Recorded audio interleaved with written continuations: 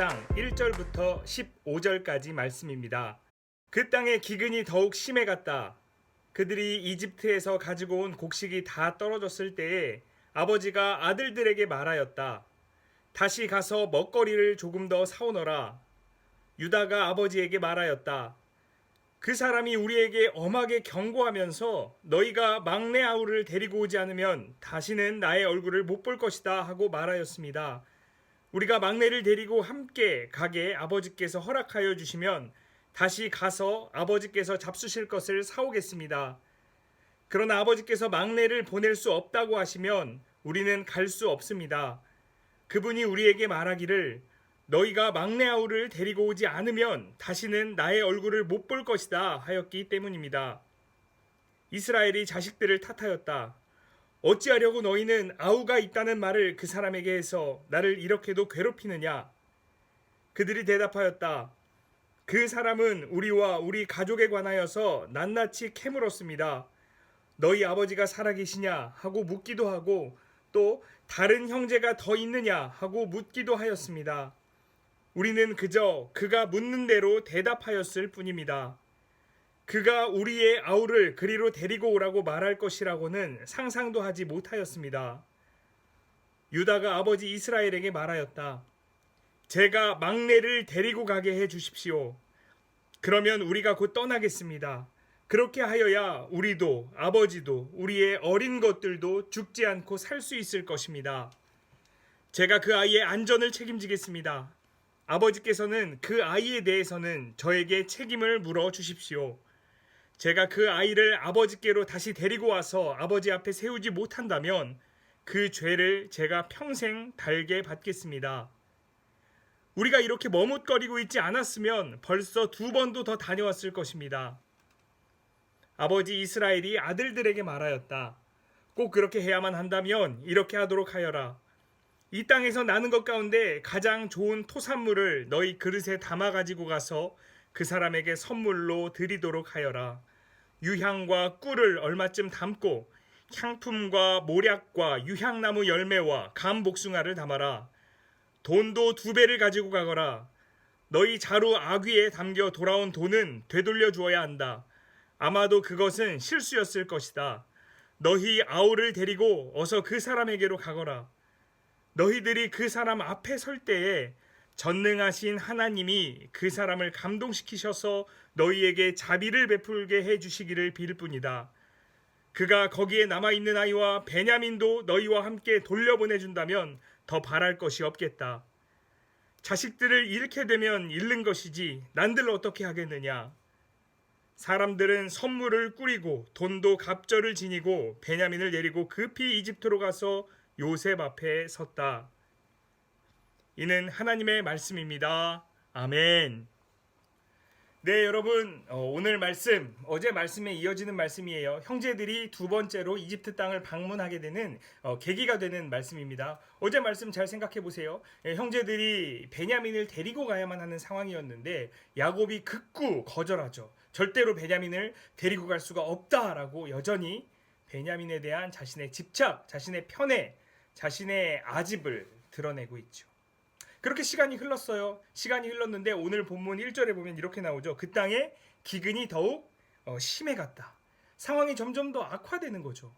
상황은 나아지지 않습니다. 점점 악화되기만 합니다. 결국 이집트 땅에서 사온 식량을 다 먹어버리고 말았죠. 소진했어요. 이제 먹을 것이 없습니다. 그리고 야곱의 가족들은 굶주려 죽을 판에 처했습니다. 식량이 있는 곳은 여전히 이집트뿐입니다. 그러니까 이집트 땅에서 식량을 사와야 하는데 이집트 땅에 다시 되돌아가면 죽을 수도 있는 상황이잖아요. 그리고 베냐민을 반드시 데리고 가야 하는 상황이잖아요. 이 상황 속에서 야곱은 베냐민은 절대 데리고 갈 수 없어 라고 하면서 막 아들들에게 탓을 하죠. 막 짜증을 내죠. 뭐라고요? 야, 너희들 그러니까 왜 괜히 베냐민이 있다라는 이야기를 해서 이렇게 상황을 어렵게 만드냐라고 짜증을 냅니다. 야곱의 모습을 보세요. 자기의 탓 같은 건 없어요. 회개하고 반성 이런 것도 없고요. 하나님을 찾고 하나님을 의지하는 모습도 없어요. 여전히 편애하고 집착하는 자신의 아집을 버리지 못한 상태에 있지요. 그리고 이 상태에서 이제 아들들 탓을 하고 있는 거예요. 아들들 탓을 하고 있어요. 회개하지 않고 자신을 돌아보지 않는 것이죠. 이에 대해서 유다가 나서서 이렇게 이야기하죠. 아버지, 저에게 베냐민을 맡겨주세요. 제가 그러면 이집트 땅에 가서 음식도 사오고 그리고 시므온도 그리고 베냐민도 온전하게 데리고 오겠습니다 라고 이야기를 합니다. 그렇지 않으면 내가 평생 동안 죄된 인생을 살겠습니다. 뭐예요? 유다가 자신을 희생해서라도 가족들을 살려보겠다고, 그리고 베냐민과 시므온도 살려오겠다고, 그렇게 자신을 희생하는 모습을 보입니다.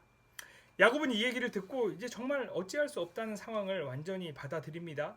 그리고 나서 야곱이 어떻게 가야 하는지 그 예법에 따라서, 아마 그 궁중 예법 이상이었을 거예요.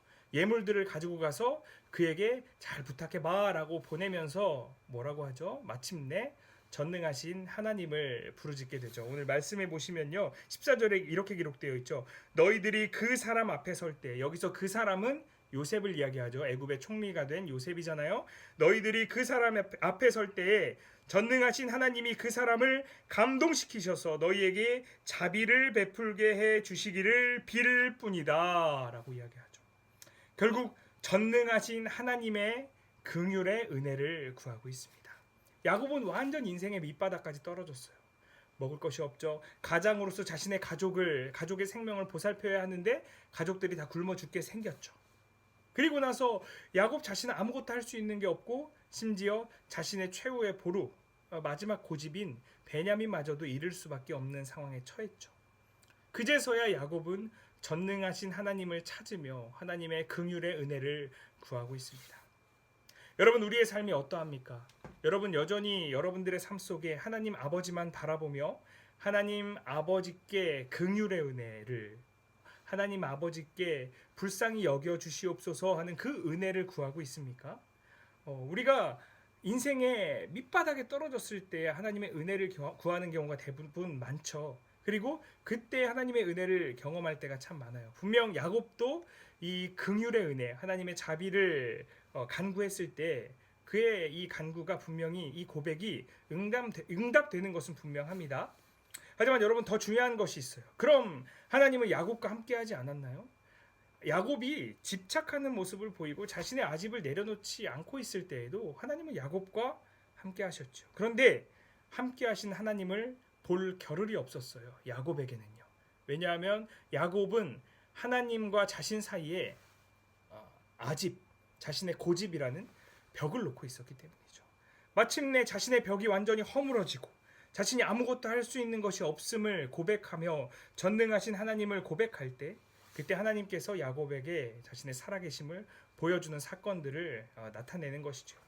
사랑하는 여러분, 우리의 삶 속에서도 우리를 슬프게 하고 아프게 하고 힘들게 하고 지치게 하는 많은 일들이 발생합니다. 또 발생할 것입니다. 하지만 그 상황 속에서도 하나님은 우리와 함께 하시고 동행하십니다. 우리에게 필요한 것은 그 상황에서 전능하신 하나님을 고백하고 그 하나님께 부르짖고 그 하나님을 신뢰함으로 하나님께서 하실 일을 기대하는 것입니다. 하나님께서 반드시 우리와 함께 하심을 드러내어 보여주실 거예요. 하나님은 지금도 우리와 함께 하십니다. 그 함께 하시는 하나님을 바라보는 그 영안이 열렸으면 좋겠습니다. 하나님의 긍휼의 은혜를 구하고, 하나님 우리를 불쌍히 여겨주시옵소서, 나에게는 전능하신 하나님뿐입니다라고 그 진실된 고백을 하나님께 부르짖을 때 하나님께서 함께 하신다는 그 사실을 우리의 눈에 보여주실 것이에요. 그리고 우리의 삶에 그 함께 하시는 하나님의 놀라운 능력을 이루어 가실 것입니다. 그러한 하나님의 함께 하심을 경험하는 그러한 오늘 하루 저와 여러분의 삶이 되기를 주님의 이름으로 축복합니다. 우리 오늘 하루도 파이팅으로 함께 시작하겠습니다. 자, 하나, 둘, 셋, 파이팅!